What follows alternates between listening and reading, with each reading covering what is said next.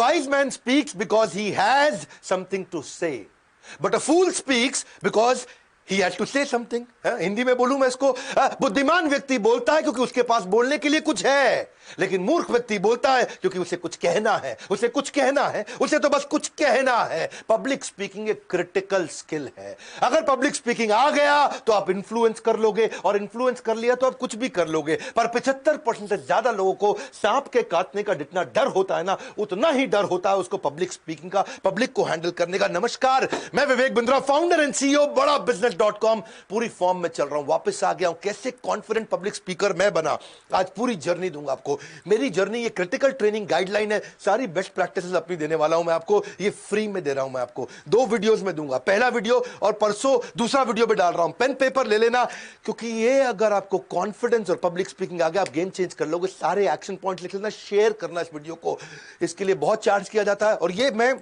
Actually ये मेरा skill based video है, गेम चेंजर है, पूरा सबको काम आएगा ये। आजकल तो बहुत वीडियोस बना रहा हूं ना मैं, स्टीव जॉब्स, मारवाड़ी, मेरी com, D mart, Gandhi, Singapore, McDonald's, success habits of billionaire, Warren Buffett, आगे मैं तेंदुलकर का जन्मदिन आ रहा है, अजीत डोवाल पे मैंने तैयारी कर ली है, बिल गेट्स पे, यूएस कैसे आगे बढ़ा, टेक्सटाइल इंडस्ट्री, फर्नीचर इंडस्ट्री। अगर इस चैनल का एक भी वीडियो देखे बगैर छोड़ दिया, समझ लेना बौद्धिक विकास से नाता तोड़ दिया। पहला स्टेप क्या होता है जब भी पब्लिक स्पीकर अच्छा बनना है? स्टेप बाय स्टेप चलूंगा, अपनी जर्नी दूंगा आपको। Know your audience. अपनी जिंदगी के अंदर बिना अपनी ऑडियंस को पहचाने मैं कभी स्टेज पे नहीं गया।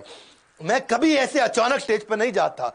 2016 से 2018 तक मैं हर महीने 50 सेमिनार करता था। Right, are you getting my point? हर महीने 50 सेमिनार, कई बार एक दिन में 3 सेमिनार किया करता था। उस समय तो मैं साल में 500 से ज्यादा फ्लाइट लिया करता था 365 दिन के अंदर। इतने सेमिनार्स मैंने किए, लेकिन हमेशा जाने से पहले पार्टिसिपेंट कौन है, क्या भाषा पसंद करता है, उसकी उम्र क्या है, कहां का रहने वाला है, जेंडर क्या है, कितना कमाता है, वो चाहता क्या है प्रोग्राम से, वो जिस कंपनी ने उसको इन्वाइट किया है उसकी कंपनी से क्या शिकायतें हैं, जिस कंपनी ने उसको इनवाइट किया है कंपनी को उससे क्या शिकायतें हैं, मैं बहुत उसको डिटेल में समझता था, उनके स्ट्रगल्स क्या है। एक बार मेरी टीम में कुणाल वर्मा ने ट्रेनिंग नीड एनालिसिस यानी कि नाइस एनालिसिस यानी कि वो सारी डिटेल टाइम से दी नहीं, मैंने प्रोग्राम 2 घंटा डिले कराया। मेरे को पहले ऑडियंस को जानना था। जब तक मैं लीडरशिप फनल प्रोग्राम भी करता था ना, एक एक पार्टिसिपेंट जितने बैठते थे उन सबकी डिटेल लेकर के पहुंचता था, क्योंकि मेरे को मालूम होना चाहिए ऑडियंस कौन है, तभी मैं उससे कनेक्ट कर सकूंगा। इसीलिए नो योर ऑडियंस। मुझे इंफॉर्मेशन नहीं देना, मुझे आउटकम क्रिएट करना, उनकी जिंदगी बदलनी है। शू मैन्युफैक्चरिंग कंपनी, एक 2016 में उसके लिए हमने बड़ा प्रोजेक्ट किया था। मेरे एक कॉलीग है अनमोल, वो जाकर के वहां पे एक 5 लाख रुपए का प्रोजेक्ट छोटा सा लेकर के आए थे, ट्रेनिंग प्रोग्राम था। पर मैंने कंपनी की डिटेल्स पता करी, बहुत सारा उसका नीड, इंटरेस्ट, कंसर्न, एक्सपेक्टेशन, उसकी डिटेल में जब मैं घुसा, हुआ क्या, रिजल्ट क्या आया, उसका चेयरमैन इतना इन्फ्लुएंस हो गया कि वो 5 लाख का प्रोजेक्ट 5 करोड़ का प्रोजेक्ट बन गया, क्योंकि मैं इंपैक्ट क्रिएट किया था। इसलिए नो योर ऑडियंस पहला पॉइंट। दूसरा, बढ़िया पब्लिक स्पीकर बनना है तो कंटेंट बनाते ही पब्लिक को आपको फेस करने से पहले एजेंडा रख लेना। Create content with agenda, a clear agenda. एक सक्सेसफुल आउटकम को दिमाग में रख लो, भाई आज बोलूंगा ये पर्पस मुझे एस्टैब्लिश करना है। कॉमन मिस्टेक क्या, लोग जेनरिक स्पीच जाके दे आते हैं, और मैंने अपनी जिंदगी में कभी भी बिना टेलर मेड कंटेंट कभी नहीं बनाया। जब भी मैंने कोई सेमिनार किया, बहुत टेलर मेड बनाया। हमेशा कोशिश किया है कि पहले पर्पस को सेट कर दूं जाकर के, स्पीच जिसमें एक आइडिया मुझको आज देकर के आना है, एबीसीडी अप्रोच से जाता था। एनालाइज करूंगा, ब्रेनस्टॉर्म करूंगा, क्रिएट करूंगा, डिलीवर करने के बाद इवैल्यूएट भी करूंगा। इसलिए मैं रिवर्स तरीके से काम करता हूं, पहले सामने वाले की नीड को समझता था। अगर if you don't know what you want to achieve through your presentation, your audience will never achieve. अगर तुझे नहीं मालूम तुझे क्या अचीव करना, ऑडियंस कैसे अचीव कर लेगी। मारुति के अंदर मैं आपको एक और केस स्टडी देता हूं अपनी।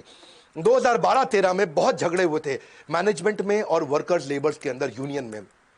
तो ये मैनेजमेंट और नीचे है सारी यूनियन के वर्कर्स, सारी लेबर, इनके बीच में होते रहे सुपरवाइजर। सुपरवाइजर वो तबला होता था, वो ढोल होता था जो ऊपर मैनेजमेंट से भी पिटता था और नीचे वर्कर से भी पिटता था। उसको बहुत मार पड़ती थी दोनों तरफ से। मैनेजमेंट बोलती काम कराओ वर्कर से, वर्कर बोलते हमारी यूनियन है, हम ना कर रहे काम। आसानी से वर्कर सुनता नहीं था, तो बहुत दिक्कत थी। तो मुझे जब सुपरवाइजर को ट्रेन करना था, मैं सुपरवाइजर की जिंदगी को पहचान के टेलर मेड करके गया।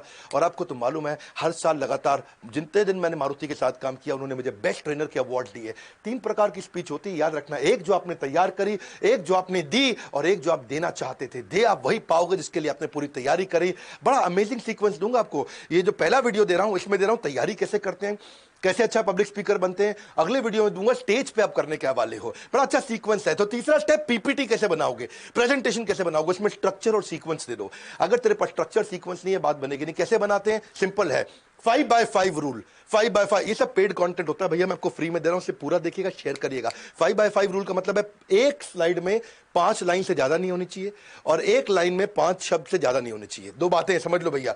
एक पीपीटी बनाओगे, ऐसा नहीं है कि बहुत सारा कंटेंट लिख दो, 5 लाइन से ज्यादा नहीं और हर लाइन में 5 शब्द से ज्यादा नहीं, क्योंकि जितना जरा लोग देखेंगे बैठ करके पीपीटी में आपकी, वो डिस्कनेक्ट हो जाएंगे। इसीलिए think in pointers and speak in structure. Think in pointer, speak in pointer. जैसे मैं भी अगर वीडियो बनाता हूं, जब आप मेरे प्रोग्राम में आते हो everything about entrepreneurship paid programme में, आप देखते हो मेरी सारी प्रेजेंटेशंस बहुत स्ट्रक्चर्ड होती हैं। 5 steps to grow market share, क्या स्ट्रक्चर है। 7 step to start a startup, structure है। 10 business turn around strategy, business को लॉस मेकिंग को प्रॉफिट मेकिंग कैसे करेंगे, 10 स्टेप में समझाता हूं।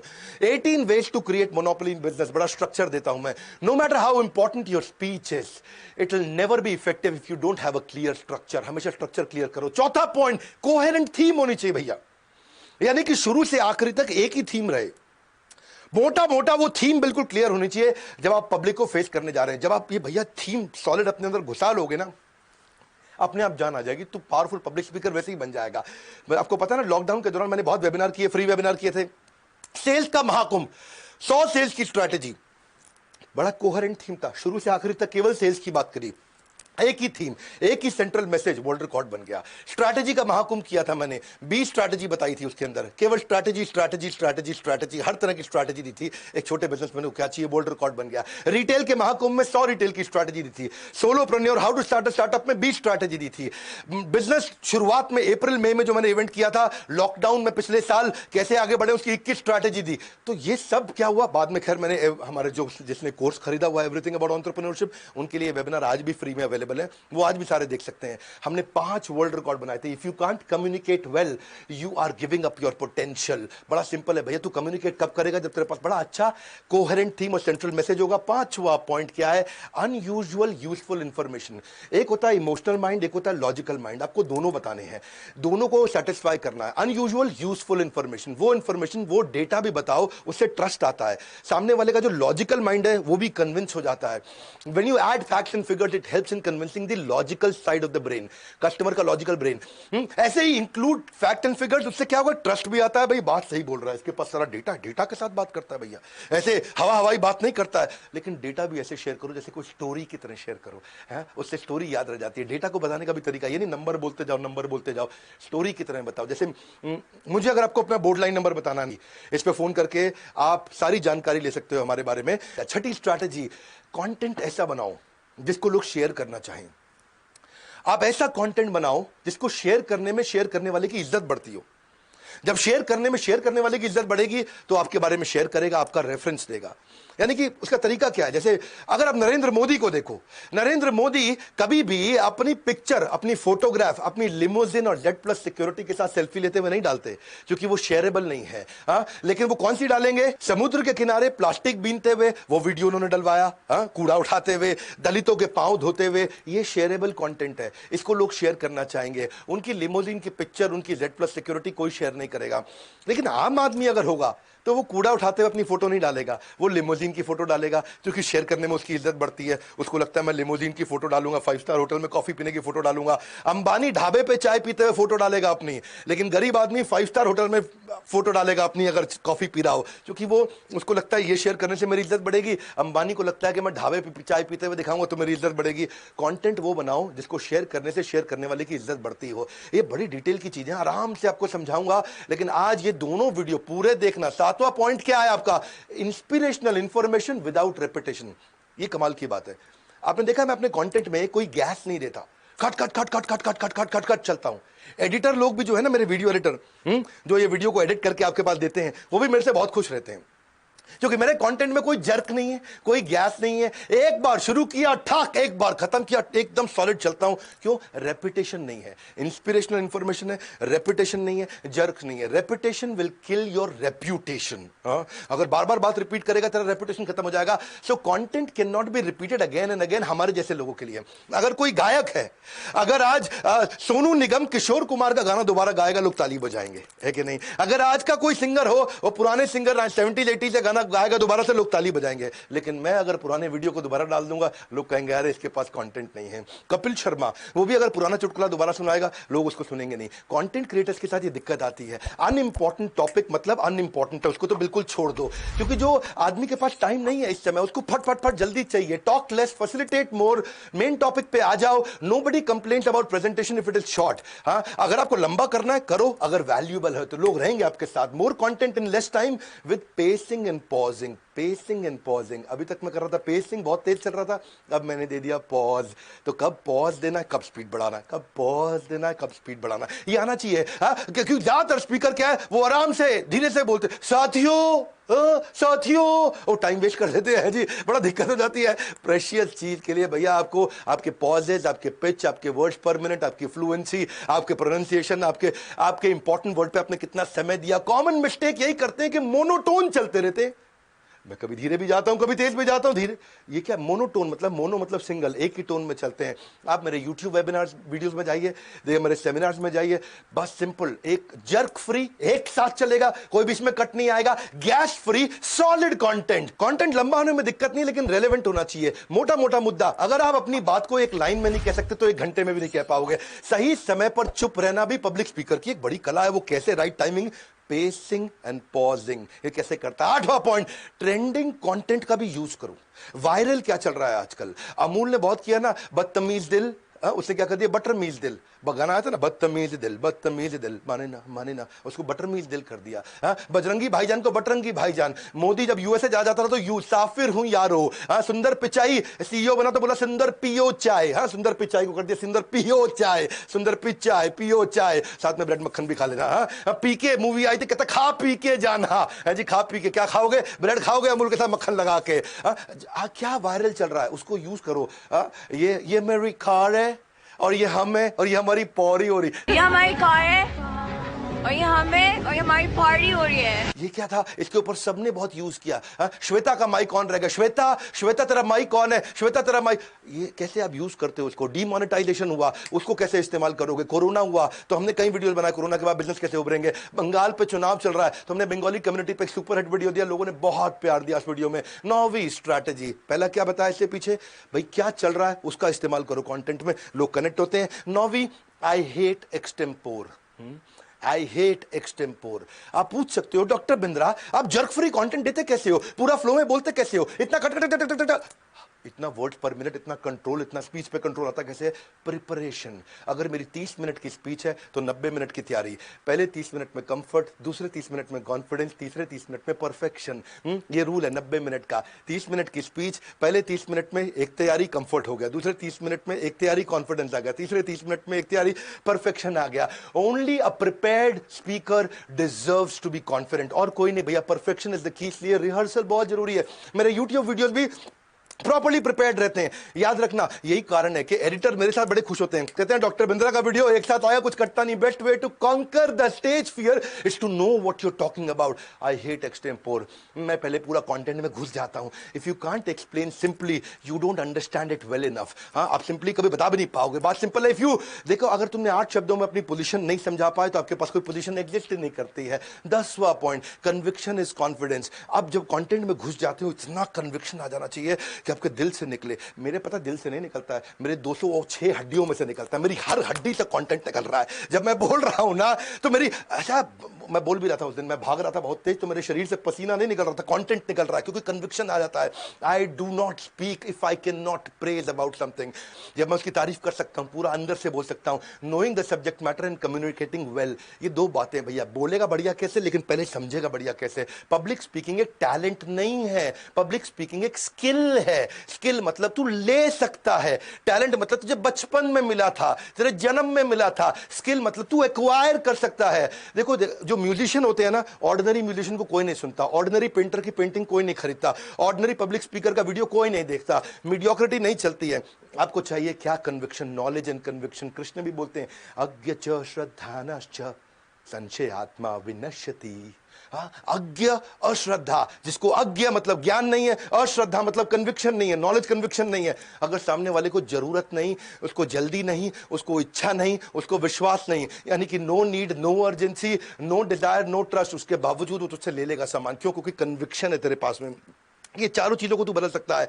इसलिए कन्विक्शन के लिए प्रैक्टिस करो। Do it over and over, again and again, until it becomes part of who you are. But the good news is superstar public speakers are made, they are not born. वो बनते हैं, पैदा नहीं होते हैं। हर public speaker शुरू में खराब होता था। मैं भी जब पहली बार सेशन दिया था ना, पहले सेमिनार में अपना सारा कंटेंट भूल गया था, हालत खराब हो गई थी। लेकिन आज 206 हड्डियां इकट्ठे बोलती हैं। अब आते हैं हम लोग अगले स्टेज पे। अब ये सब आपने तैयारी पीछे कर ली, अब स्टेज पे क्या करोगे? पार्ट 2 बहुत सॉलिड है। पार्ट 2 में मैं अगले 11 पॉइंट दूंगा। पहले पार्ट 1 का आखिरी पॉइंट समझ लो फटाफट से। Enthusiasm is contagious. Enthusiasm is audiences most desired quality from a public speaker. Public speaker के अंदर अगर एक क्वालिटी चाहिए तो वो एंथुसियाज्म। हाँ, आपने देखा पीछे मैंने बैठ के वीडियो बनाने शुरू किए थे। इस कोरोना काल में पूरा टाइम मैंने बैठ के वीडियो बनाए। मेरे एंथुसियाज्म में कमी थी, मैं वापस खड़ा हो गया हूं। और जब से खड़ा हुआ हूं, हर वीडियो मिलियंस में जा रहा, लोग इतना देख रहे हैं, बहुत सॉलिड कंटेंट दे रहा हूं। ग्रेट ट्रेनर्स अपना एंथुसियाज्म ट्रांसफर करते हैं। वो इसीलिए आपने देखा होगा मैं कितना एक्टिव और अलर्ट रहता हूं, क्योंकि मैं कंटेंट को महसूस करता हूं। Audience doesn't care if you are not well. तेरी तबीयत खराब नहीं, उसको मतलब नहीं। लेकिन अगर एंथुसियाज्म है, मुझे मालूम, मेरा गुजरात में एक इवेंट था, एक कहानी बताता हूं मैं, पुजारा टेलीकॉम के साथ में, और उनके 5000 पार्टिसिपेंट्स वहां अहमदाबाद के सबसे बड़े स्टेडियम में आए थे। 5000 पार्टिसिपेंट थे। उस दिन मेरी तबीयत खराब हो गई, मैं इवेंट नहीं करना चाह रहा था, लेकिन हालत खराब थी, पर इतने लोग मेरा वेट कर रहे थे। बाहर एम्बुलेंस खड़ी थी, मुंह में मैंने दवाई डाली थी और स्टेज पे पहुंच गया। एनर्जी पूरी थी, क्योंकि एंथुसियाज्म जो है ना, सारी हड्डियों से निकल के आता है। उससे क्या है, आप अपने पार्टिसिपेंट को जान जाओ ना, आप अपने कंटेंट को समझ जाओ ना, तो आप खेल सकते हो स्टेज पे आकर के। आप you speak expressively, you smile sincerely, you move naturally and you play and enjoy the content. जैसे कोई अच्छा डांसर होता है ना, वो अपने कंटेंट को एंजॉय करता है। लंबरगिनी चलाई जाने हो, वो एकदम एंजॉय कर सकता है, उसे कोई दिक्कत नहीं आती है। क्यों? क्योंकि वो अपने कंटेंट को जानता है। Speak your mind even if your voice is shaking. जब तुम मन से बोलेगा दिक्कत नहीं आएगी। देखो बात समझो, मन से बोलने का मतलब क्या है? 3 स्टेजेस, बात समझो। मुंह से बोला वो कंटेंट कान तक पहुंचेगा, तर्क, लॉजिक। तर्क से बोला वो कंटेंट दिमाग तक पहुंचेगा, पर दिल से बोला वो कंटेंट दिल तक जाता है, सही रूप से समझ आता है, हमेशा याद रह जाता है। तो मुंह से नहीं बोलना, दिमाग से नहीं बोलना, दिल से बोलना है। हाँ, जो मुंह से बोला जाता है वो केवल हियर की स्टेज पे जाएगा। हियर मतलब खाली सुनोगे। जो दिमाग से बोला जाता है वो अंडरस्टैंड और मेडिटेट तक पहुंच जाएगा। लेकिन जो दिल से बोला जाता है वो digest and apply. Here, understand, meditate, digest and apply, ये 5 स्टेजेस हैं। आपको डाइजेस्ट एंड अप्लाई तक पहुंचना है, ताकि जिंदगी बदल दो सामने वाले की। If you feel the content, your tongue will deliver the message of your heart. बिल्कुल सिंपल है। इमोशनल ट्रूथ जो है ना, ये हमेशा ध्यान रखना, इंटेलेक्चुअल ट्रूथ से ज्यादा बड़ा है पब्लिक स्पीकिंग में। जो इमोशनल ट्रूथ है, लोग उस पर विश्वास करते हैं। इंटेलेक्चुअल ट्रूथ को लोग कई बार इग्नोर भी कर देते हैं या उसको भूल जाते हैं, पर इमोशनल ट्रूथ याद रह जाता है। Always give a speech that you would like to hear. ऐसी स्पीच दे दो जिसको तू खुद सुनना चाहे, जिसको सुनने में मजा आए, ताकि लोग रुके तेरे साथ में। क्योंकि मैं भी वो हलवाई हूं जो केवल अपनी दुकान की मिठाई खाता हूं, इधर उधर से नहीं खाता। मामला यहां खत्म थोड़ी हुआ है, पार्ट 2 में असली गेम है। अभी तक मैंने स्टेज से पहले की तैयारी बताई, अब तो स्टेज पे क्या करेंगे, जीतेंगे कैसे स्टेज को, मंच को जीतेगा कैसे, ओपनिंग क्लोजिंग कैसे करेगा, विजुअली कैसे बोलेगा, डिलाइटफुल सरप्राइज, लोगों के चेहरे पे मुस्कुराहट कैसे आएगी, ये मैं अगले वीडियो में बताने वाला हूं। वर्बल विजुअल वोकल क्या है, 3 मिनट के रूल्स क्या है, नजिंग कैसे करना है, गोल्डन स्टेटमेंट कैसे देते हैं, अडल्ट लर्निंग प्रिंसिपल क्या है, अगले वीडियो में दूंगा। ये नहीं बोल रहा हूं चार्ज करूंगा, अगले वीडियो में दूंगा। क्वेश्चन आंसर कैसे लिए जाते हैं। वैसे एक काम करना, नीचे मुझे कमेंट बॉक्स में बताना इस वीडियो में सबसे अच्छी लर्निंग आपकी क्या थी। और आपको तो पता ही है, पढ़े हो किस चक्कर में, विनम्रता से कोई नहीं है टक्कर में। ये स्किल्स इंपॉर्टेंट है, आप इन्फ्लुएंस कर सकते हो सबको अगर ये सीख गए तो। लोगों की सैलरी हाइक 20 से 30% फालतू मिल जाती है, क्योंकि आपको तो अपने बॉस को भी तो इंप्रेस करना है, इन्फ्लुएंस करना है, अपने सारे के सारे सबऑर्डिनेट्स को ट्रेन करना है, ऑडियंस को कैसे पकड़े, क्वेश्चंस कैसे लिए जाए, क्लाइंट से कॉन्वर्सेशन कैसे होगी, सबको इंप्रेस कैसे करोगे। भाई मेरे बहुत क्रिटिकल स्किल है ये, हर आदमी को चाहिए ये। कैसे आप लोगों को कन्विंस करोगे? सबको कन्विंस करना है। जब बॉयफ्रेंड गर्लफ्रेंड को गुलाब का फूल दे रहा है, वो भी पब्लिक स्पीकिंग है। जब लॉयर जज को अंदर कोर्ट में आर्ग्यूमेंट कर रहा है, वो भी पब्लिक स्पीकिंग है। All speaking is public speaking, whether 1 to 1 या 1 to 1000। इसलिए मैंने बहुत सारे कोर्सेज बना दिए आपको। प्रेजेंटेशन स्किल पे कोर्स बनाया, पर्सनालिटी डेवलपमेंट पे, ड्रेस टू इंप्रेस पे, एटिकेट्स पे, कॉन्फिडेंट पर्सनालिटी पे, how to sell, team management, और इसके अलावा सक्सेसफुल वेबिनार कैसे कंडक्ट करें, कॉर्पोरेट एटिकेट क्या होता है, सोलोप्रेन्योरशिप क्या है, skill set, mind set, handling client, story telling क्या है। स्टोरी टेलिंग आज की डेट में गेम चेंजर है। कैसे कॉन्फिडेंस आएगा, आपको क्या करना है, वो सारे वर्बल विजुअल वोकल के लिए बोर्ड लाइन नंबर पे पता करिए कि आप अपने आप को कॉन्फिडेंट पर्सनालिटी कैसे बनाएंगे। पार्ट 2 अगर नहीं देखा तो अब बेकार हो जाएगा सब कुछ, क्योंकि पार्ट 2 में मैं स्टेज के वो सारे क्रिटिकल स्किल दे रहा हूं। इस वीडियो में 11 दिए, अगले वीडियो में परसों सुबह दे रहा हूं और उसमें 11 पॉइंट और दूंगा। ये अपने बच्चों को जरूर शेयर करिए जिनको आगे बढ़ना है जिंदगी में। सारे स्टूडेंट्स कम्युनिटी में शेयर करिए जिनको डर लगता है पब्लिक को हैंडल करने में। और मैंने अपनी सारी जर्नी दी है इसके अंदर। अगले 11 पॉइंट्स में अपनी बाकी हुई जर्नी दूंगा कि आप स्टेज पे करोगे क्या। शेयर करिएगा वीडियो को, कमेंट बॉक्स में अपनी लर्निंग देने आइए, सब्सक्राइब करिए अगर आप नए आए हैं वर्ल्ड का नंबर 1 एंटरप्रेन्योरशिप चैनल पे आने के लिए, हमारे साथ जुड़े रहने के लिए आप सबका मुस्कुराहट के साथ हृदय की गहराइयों से बहुत बहुत धन्यवाद।